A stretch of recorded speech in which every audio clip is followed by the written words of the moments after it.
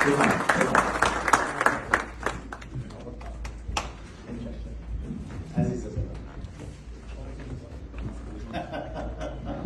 پسر مرد محترم مخلصم خیلی خوش اومدید بفرمایید به افتخارشون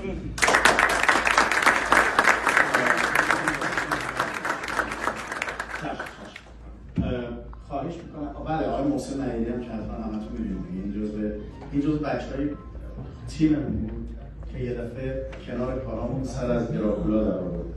رفت تو برنامه دراکولا و ماشاءالله خیلی هم جالبه. یکی دیگه از شما بیستی لطفاً برنامه جوکر هم حتما می‌بینید که باز یکی دیگه از بچه‌های کانسپت تقریبا